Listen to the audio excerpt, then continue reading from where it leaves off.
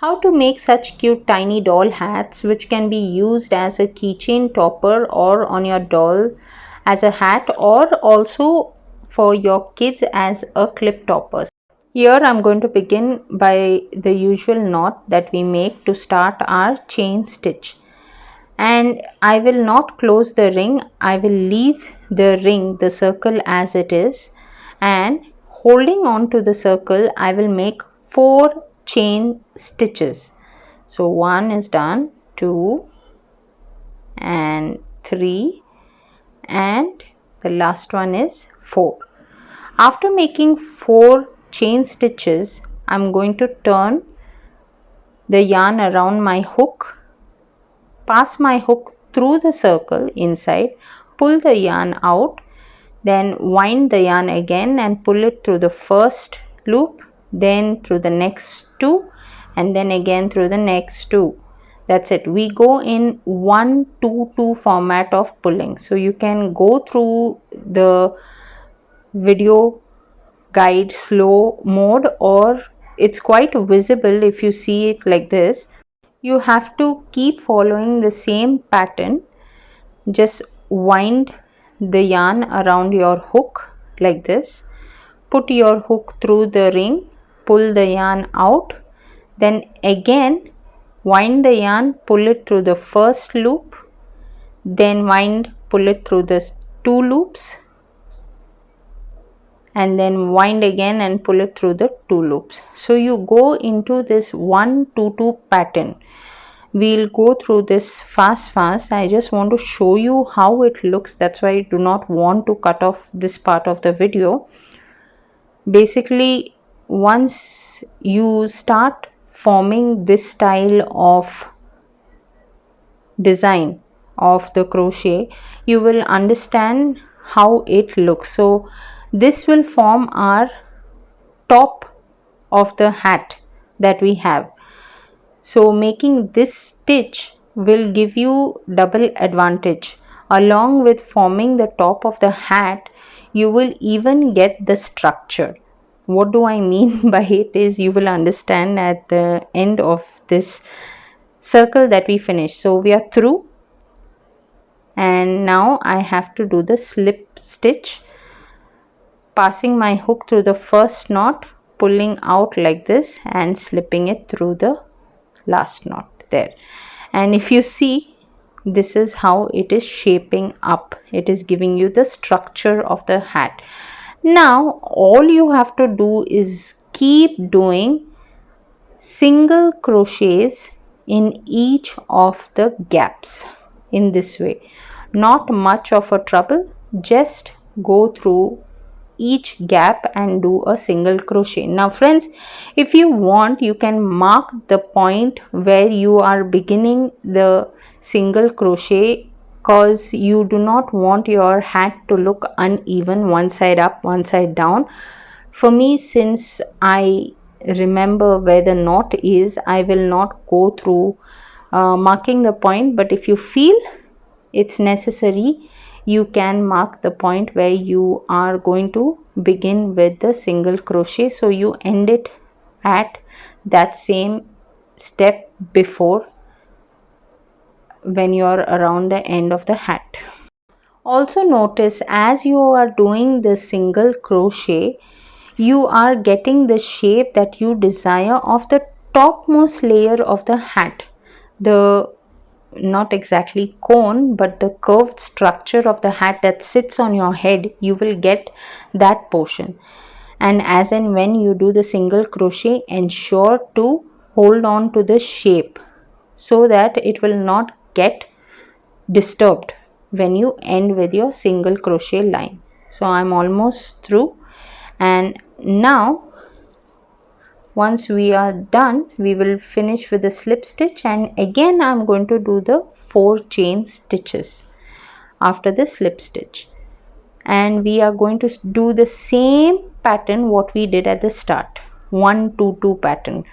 So this difference in this is, I will do this pattern in the gaps that is there, but 2 of these patterns in the same gap. two of these patterns in the same gap to make it look wider at the end portion, because if you're going to do single, it is still going to look smaller and it will not give you the shape that you desire for the hat. So in each of the gaps that you see, you have to do two of these stitches. Once you keep doing these crochet stitches around the gaps, the two similar one, the 1 2 2 pattern around the gaps, two each, you will get something like this. And now since I'm come at the end of it, where I'm following the same pattern that I told you, 1 2 2, that we initially started with, it is time to end our last bit. So when I am ending my last bit of stitch, what I have to do is the slip stitch. So push your needle to the start point like this, tighten the first point of the loop, push your needle through, grab the yarn, pull it through the old stitch and the one you ended with, and that's your slip knot. Now once I am done with this, the loop that I have, the red color, I am going to leave it as it is, and to make it unique, I am going to add a border with the white color thread. So extra of that red thread, I will cut it off, leaving it with the loop. I will not end it with a knot. And then I have to do single crochets.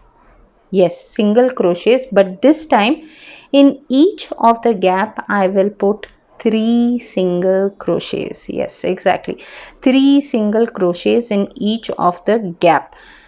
The reason why I am doing 3 single crochets, you will know at the end when I am done with the border. I am not going to extend this, I will just go through it quickly, but I'm showing you over here that I am doing 3 single crochet stitches in one gap. See, you can see the gap, it's quite visible because it's spacing out to fit in those 3 single crochets that I'm doing in each gap.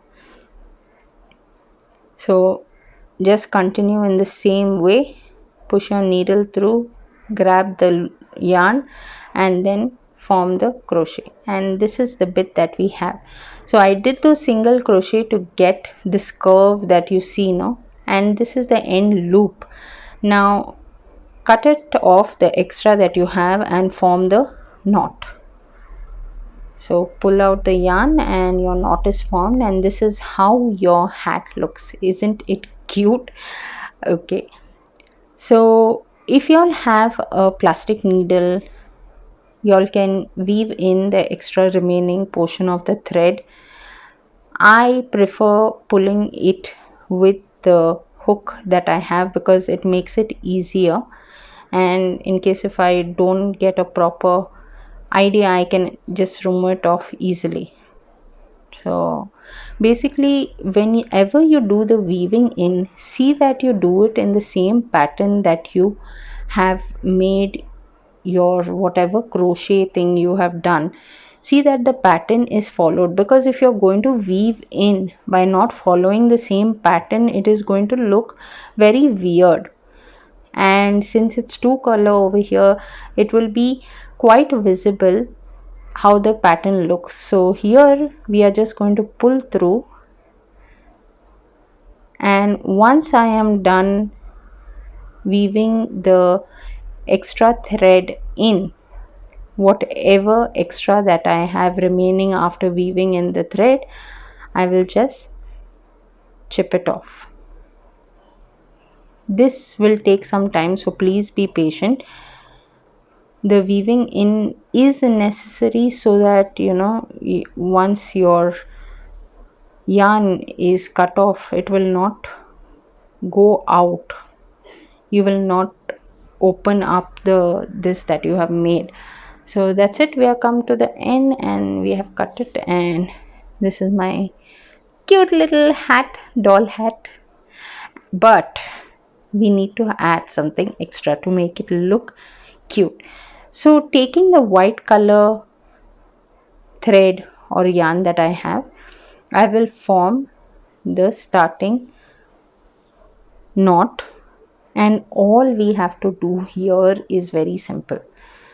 Make a chain stitch. So pulling in the loop, I am just going to make chain stitches. That's it.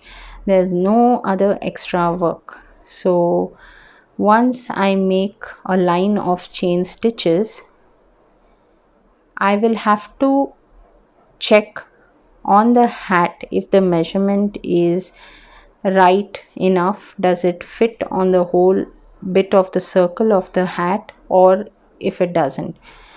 So let me check if it actually is enough or not.